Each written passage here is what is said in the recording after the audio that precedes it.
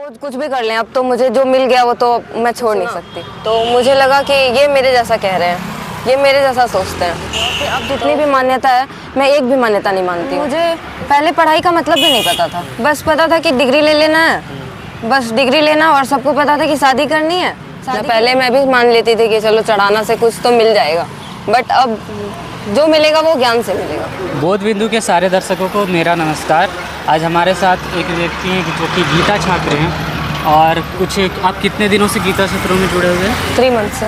3 महीनों से ये गीता सत्रों में जुड़े हुए हैं। और आज हम बोकारो में बुक स्टॉल लगाए हुए हैं। ये देवघर से बोकारो आई हुई हैं बुक स्टॉल के लिए सिर्फ। तो आइए इनसे बात करते हैं। नमस्ते काजल जी। नमस्ते। आप बताना चाहेंगे अपने बारे में कि आप क्या करती हैं, और स्टूडेंट हो या फिर वर्क करते हो कहीं पे? नहीं, अभी कहाँ पे रहते हो? स्टूडेंट हूँ, मैं देवघर में रहती हूँ। मेरा नाम काजल है, मैं अभी स्टूडेंट हूँ, मैं पढ़ाई कर रही हूँ। और आप आचार्य जी को यूट्यूब पर कब से सुन रहे हो? हाँ, 2 साल से सुन रही हूँ। 2 साल से आप यूट्यूब पर सुन रहे हो और पिछले 3 महीने से गीता सेशन में इनरोल्ड हो। तो आपको ऐसा क्या दिखा कि आपने इनरोलमेंट कराया गीता सेशन में यूट्यूब देखने के बाद? मुझे लगा यूट्यूब से बहुत ज़्यादा क्लियरिटी नहीं आ रही है। मतलब मुझे समझ तो आती थी, बट मैं सोचती थी कुछ और जो अभी बचा हुआ है। तो फिर मैंने गीता सत्र से जुड़ा। मतलब यूट्यूब में देखकर कुछ समझ में तो आ रही थी, तभी आप गीता सेशन की ओर आए? हाँ, यूट्यूब से मेरे पास बचपन से बहुत सारे सवाल थे कि ऐसा मतलब क्या क्यों होता है, क्यों ये सारे नियम बनाए गए हैं, या फिर लड़कियों पे सारे नियम क्यों लागू होते हैं। मेरे पास बहुत सारे सवाल थे। तो मैं सोचती थी कि शायद मैं ही अजीब सा सोचती हूँ, क्योंकि सारे लोग तो एक जैसा ही कर रहे हैं, तो मुझे भी करना चाहिए। तो मुझे कोई मतलब तर्क नहीं मिलता था कि आखिर ये क्यों नहीं करना है। तो फिर मैं एक यूट्यूब पे स्क्रॉल कर रही थी, तो मैंने आचार्य जी को सुना। मुझे गीता सत्र समझ नहीं आता था कि कैसे इनरोल करना है। तो फिर मैंने एक दिन फॉर्म फिल किया, फिर मुझे संस्था की तरफ से कॉल आया, तो फिर मैंने इनरोल किया। तो आप कहना चाह रहे हैं कि बचपन से आपके अंदर जिज्ञासा थी बहुत चीज़ों को लेकर? हाँ, हर चीज़ के बारे में, मतलब सवाल बहुत सारे आते थे लेकिन जवाब नहीं मिल जवाब पाता। नहीं था। और यूट्यूब में जब आपने देखना शुरू किया सर को, तो वो जो सवाल थे उनके जवाब मिलना शुरू हुए। और जिस तरह के जिज्ञासा और सवाल आपके मन में आते थे, उन्हीं चीज़ों पर आचार्य जी बोलते थे। तो मैचिंग एक तरह से लगा कि वही वो टॉपिक्स है जो ये बात कर रहे हैं, वो मेरे मन में पहले आता था। तो उससे आपको खिंचाव हुआ, आपने यूट्यूब पर देखना शुरू किया और फिर नोटिफिकेशन आए गीता सत्रों के लिए, और फिर आप गीता सत्रों में इन्वॉल्व हो गए। तो अभी आप 2 साल से सुन रहे हो आचार्य प्रशांत को यूट्यूब पर। आपके जीवन में कुछ बदलाव आया है? पहले कैसा था और अभी कैसा है? मैं पहले हर चीज़ को बिना समझे मान लेती थी कि चलो ठीक है, ये भगवान पे फूल चढ़ाया जा रहा है तो मैं भी चढ़ा देती हूँ। बट मुझे पता नहीं था, मैं नहीं जानती थी कि आखिर ये ऐसा क्यों करना है, ये फूल को तोड़कर भगवान पे ही क्यों चढ़ाना है। तो फिर मैंने देखा, फिर बहुत सारे वीडियोस देखे मैंने, फिर मुझे समझ आया नहीं, कुछ भी करो उसको पहले जान के करो। जितनी भी मान्यता है, मैं एक भी मान्यता नहीं मानती हूँ। इसकी वजह से घर से बहुत प्रेशर भी है, बट वो कुछ भी कर लें, अब तो मुझे जो मिल गया वो तो मैं छोड़ नहीं सकती। फिर जिसमें मतलब तथ्य दिख जाता है तो फिर मान्यताएं नहीं वो आगे नहीं बढ़ सकती है। हाँ, तो आपकी मान्यताएं टूटी? पढ़ाई से जुड़ी हुई थी, बट मुझे पहले पढ़ाई का मतलब भी नहीं पता था। बस पता था कि डिग्री ले लेना है, बस डिग्री लेना। और सबको पता था कि शादी करनी है, शादी के लिए डिग्री लेनी है, बस उतना ही समझ में था। फिर मैंने बहुत दिन डिग्री ले लिया, फिर सब कुछ कर लिया, फिर बस मुझे लगा कि कुछ तो छूट रहा है, इसमें कुछ समझ ही नहीं आ रहा था कि आखिर हो क्या रहा है। फिर मैंने मतलब बुक्स पढ़ना स्टार्ट किया, ज्योग्राफी, साइंस, हिस्ट्री। तो मुझे कुछ क्लियरिटी आई कि अब क्या करना है। इन सब तो अलग बात है, मुझे जैसा पढ़ाया गया मैट्रिक में, इंटर में, वो तो कुछ पढ़ा ही नहीं मैंने, बस ऐसे एग्ज़ाम पास कर लिया। फिर सर को सुना तो फिर और भी क्लियरिटी आई। तो पढ़ाई से तो आप जुड़े हैं, लेकिन वही जो समाज में और फैमिली में मान्यताएं बैठी हुई है कि लड़की है तो इसको सिर्फ पढ़ा दो ताकि इसको डिग्री मिल जाए। हाँ। वो डिग्री देख करके उससे कोई लड़का मिल जाए अच्छा से और उसकी शादी करवा दो, बस यही पढ़ाई का उद्देश्य था। तो उससे आप, लेकिन आप पढ़ते थे तो आपको चीज़ें कुछ तो समझ में आती होगी, जिसके कारण ये हुआ कि वो जिज्ञासाएं सवाल आते थे। मैंने ग्रेजुएशन के बाद ना कंपटीशन की तैयारी करने के लिए पढ़ाई की। मुझे लगा कि ऐसे घर में मतलब सम्मान नहीं मिलता, बिल्कुल भी नहीं, बिना पैसों के, बिना जॉब के। मैं देखती थी कि लड़कों लोग को तो मिलता है, बट मेरे को नहीं मिलता। तो मैं सोची कि अगर जॉब हो जाएगा तो फिर थोड़ा सा सम्मान मिल जाएगा मेरे को। फिर मैं पढ़ाई करना स्टार्ट की जॉब के लिए। कि मुझे जॉब करना है तो मैं पढ़ाई करूँगी। तो उसके बाद मुझे पढ़ाई का असली महत्व समझ आया कि क्या होता है पढ़ाई। और साधारण ज़िंदगी में भी हमको कुछ दिखता है, तथ्य फैक्ट्स दिखता है, और उसके अगेंस्ट उसका उल्टा कुछ होते हुए कुछ दिखता है, तो फिर हमें कन्फ्यूज़न हो जाता है कि हो कुछ और रहा है और बोला कुछ और जा रहा है, हमें बताया कुछ और जा रहा है। मतलब जो हो रहा है उसको हम तथ्य बोल देते हैं, और जो बताया जा रहा है वो मान्यताएं हो गई। तो वो मान्यताएं आप स्वीकार नहीं कर पा रही थी, क्योंकि सच्चाई तो कुछ और दिख रही है ना। सच्चाई कुछ और है ही, दिखाई मतलब जो देखना चाहेगा उसी को दिखेगी, और जो देखना ही नहीं चाहेगा उसे सच्चाई दिखेगी भी नहीं। वो हमेशा अपने ही मान्यता में रहेगा कि हाँ यही सही है, बट वो सही नहीं है। तो पढ़ाई बहुत ज़रूरी है, पहले पढ़ाई करनी होती है, कहीं कहीं जाना आना पड़ता है, दुनिया को जानो। ज्योग्राफी से हम पूरी दुनिया को जानते हैं, कहाँ क्या है कैसा है। ऐसा नहीं है कि हम सिर्फ अपने घर के बारे में जानते हैं, जो नहीं पढ़े हैं वो सिर्फ अपने शहर या अपने घर के बारे में ही जानते हैं, तो उनको कुछ भी नॉलेज नहीं होता।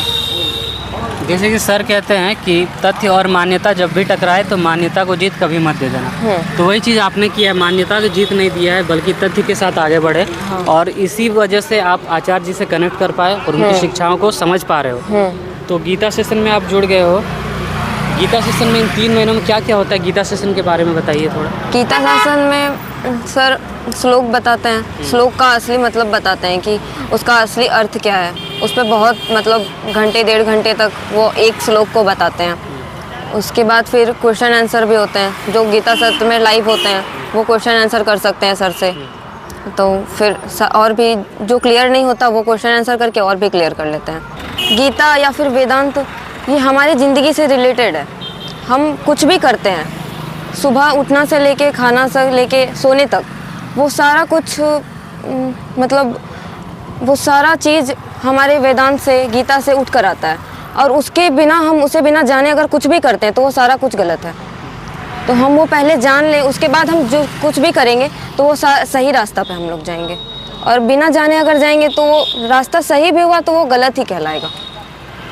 मतलब सही भी होगा तो गलत कहलाएगा, मतलब जैसे लोगों कि की नज़र में जो सही होगा वो। जैसे कि अगर आप पैसे भी आपके पास, आप अगर जॉब ले लिए पढ़ाई करके और आपके पास पैसे हैं, अगर आप गीता नहीं जानते हैं, असली अर्थ नहीं जानते हैं, तो आप उस पैसे का गलत यूज़ करेंगे। और अगर आप गीता जानते हैं, आपके पास पैसे हैं, तो आप उस पैसे का सही यूज़ करेंगे।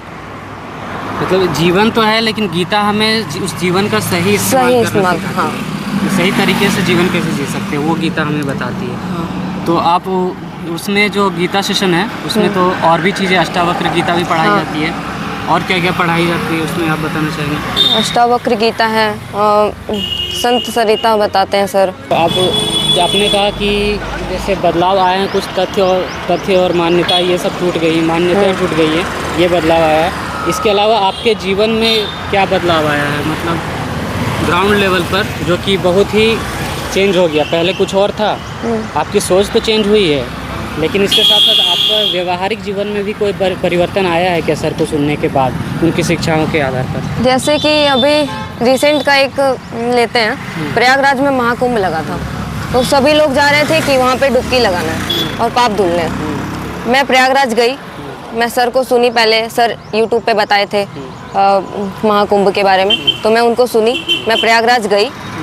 उसके बाद भी मैं वहाँ जाके डुबकी नहीं लगाई, मैं बस मतलब देख के कैसा है क्या है, बस मैं देख के घूमने के पर्पज़ से गई और वहाँ ऑब्जर्व किया कि क्या क्या है। मैं डुबकी नहीं लगाई, मेरी मतलब मुझे लगा ये कुछ है ही नहीं, ये कोई मान्यता नहीं है। हम नदी को गंदा करके उसमें फूल डाल के, उसमें नारियल डाल के हम वो गलत करेंगे, इसलिए मैं गई, घूम के आ गई आराम से। मतलब गए वो वहाँ घूमे, लोगों से मिले और ऑब्जर्व किया आपने कि क्या हो रहा है क्या नहीं, अवलोकन करके आए वहाँ से। लेकिन आपने डुबकी नहीं लगाई, जो कि आमतौर पर करोड़ों लोग जा रहे हैं डुबकी लगाने के लिए, इस पर्पज से कि हमारा पाप धुल जाएगा। और अभी नदी का पानी बहुत ज़्यादा प्रदूषित हो गया है, प्रदूषित हो गया, और फिर भी लोग जा ही रहे हैं कि डुबकी और भी लगाना है। प्रदूषित पानी में वो अपने स्वास्थ्य को भी खराब कर रहे हैं। ये इनफैक्ट मेरे घर से भी गए लोग, मैंने घर पे भी मना किया कि चलो जा रहे हो तो घूम के आ जाना, बट डुबकी नहीं लगाना, और डुबकी भी लगा रहे हो तो फूल वगैरह मत डालना पानी में, बट वो भी करके वो लोग आए। और भी है, जैसे कोई भी फूल तोड़ के कोई भगवान पे चढ़ा दो, आजकल तो इतने सारे दूध वगैरह भगवान पे चढ़ाए जा रहे हैं, मैं वो सब अब नहीं करती। मैं भी मान लेती थी कि चलो चढ़ाना से कुछ तो मिल जाएगा, बट अब जो मिलेगा वो ज्ञान से मिलेगा। अब ज्ञान को पूछते हैं, कृष्ण को पूछते हैं, गीता को पूछते हैं, लेकिन उनके नाम पे जो लोग पाखंड करते हैं या फिर अनजाने में जो चीज़ करते हैं उनको उनके अगेंस्ट में। हाँ, उनको मैं मानती ही नहीं हूँ। ऐसे घर से बहुत सारे विरोध भी आते हैं कि ये हाथ से निकल गई है या फिर बात नहीं मानती है या फिर इस समाज में रहना तो उन्हीं के हिसाब से रहना पड़ेगा। मैंने कहा मैं नहीं रहने वाली। समाज के हिसाब से नहीं, कृष्ण के हिसाब से रहेंगे हम लोग। आप कृष्ण को पढ़िए, आप गीता पढ़िए। मैं गीता सुनने को कहती हूँ तो कोई नहीं सुनता। आप गीता पढ़ना सुनना ही नहीं चाहते, क्योंकि इससे आपके अंदर जो अहंकार बैठा हुआ है, आप जो गलत ज़िंदगी जी रहे हो, आपको छोड़ना पड़ेगा। तो वो लोग चाहते नहीं है कि वो ज़िंदगी छूटे, क्योंकि उसमें उन्हीं में उन लोग को मौज मस्ती दिखती है। सुबह उठ गए, अपना जो काम है वो कर लिए, खाना खा लिए, नहा लिए, अच्छे कपड़े पहन लिए, घूम लिए, बस इसी को वो अच्छी ज़िंदगी मानता है कि यही अच्छा ज़िंदगी है। बट इससे परे बहुत कुछ है। जो इस चीज़ से निकलते हैं वो देख पाते हैं कि इससे परे बहुत ज़्यादा मस्ती और आनंद सब है। आपने आचार्य प्रशांत की पुस्तकें पढ़ी हैं? हाँ, ई बुक से पढ़ी है मैंने। कौन कौन सी पुस्तकें पढ़ी हैं? मन पढ़ी है, स्त्री पढ़ी है, हनुमान चालीसा का वैदांतिक महत्व, और अभी डाउनलोड किया है श्रीमद् भागवत गीता भी। तो वो तो मैं लाइव सत्र में सुन रही हूँ, तो अभी वो पढ़ नहीं रही हूँ। तो आपने स्त्री पुस्तक पढ़ी है, उससे वो पढ़ के आपके लाइफ में क्या परिवर्तन आया, क्या क्या सीखा है आपने उससे? मेरे जितने सवाल थे वो सारे सवाल, अब एक भी सवाल नहीं बचे। मेरे पास बहुत सारे सवाल थे कि स्त्री को ही क्यों भेदभाव से देखा जाता है, या फिर सारे काम स्त्री को ही क्यों करने हैं, और काम करने के बाद भी सुनना भी उन्हीं को है। तो फिर मैं उस बुक को पढ़ के मतलब मेरे अंदर सारी मतलब जितनी क्वेश्चन है सारे मतलब क्वेश्चन नहीं बचे। काम की बात कर रहे हैं आप, मतलब जॉब भी तो करती हैं स्त्रियां, तो वो जॉब भी करती हैं तो वो इंडिपेंडेंट नहीं रह सकती। उनको पूछ के जाना पड़ता है घर से कि मैं यहाँ जा रही हूँ, इतने देर में आ रही हूँ, और उस पर भी बहुत सारे कॉल्स आते हैं कि आप कहाँ हो, क्या कर रहे हो, किसके साथ हो। और आजकल तो वीडियो कॉल का है, तो वीडियो कॉल करके दिखाओ। ये विश्वास क्यों नहीं है कि एक स्त्री भी सब कुछ कर सकती है? ये विश्वास क्यों नहीं है? और उसके बाद भी घर पे आप मतलब जेंट्स कुछ भी कर सकते हैं, वो कुछ भी पहन के बाहर जा सकते हैं। वो अगर सिगरेट लेके रोड पे चल रहे हैं तो भी पेरेंट्स कुछ नहीं बोलेंगे। बट अगर लड़की जीन्स टॉप पहन के अच्छे से भी चल रही है तो उनको बोलेंगे आप दुपट्टा लेकर जाओ, आप अच्छे से जाओ, देख के जाओ कि आपको कोई देख नहीं रहा है, किसी से बात नहीं करना है। ये सब मेरे को पहले से ही बहुत ज़्यादा ख़राब लगता था, बट अब मैंने इन सब चीज़ों को बहुत ज़्यादा इग्नोर कर दिया है। अब मुझे इन सब चीज़ से कोई फ़र्क नहीं पड़ता कि मुझे कौन देख रहा है, मेरे बारे में कौन क्या सोच रहा है। मैं जान रही हूँ कि मैं सही दिशा में हूँ। सर के साथ मैं जुड़ने के बाद मैं जान रही हूँ कि मैं अब सही दिशा में हूँ। अब यहाँ से जहाँ जाना होगा मैं चली जाऊँगी। सर भी यही कहते हैं कि पहले आप सही दिशा पकड़ो, उसके बाद आपको जहाँ जाना है वो आप चले जाओगे, पहुँच जाओगे।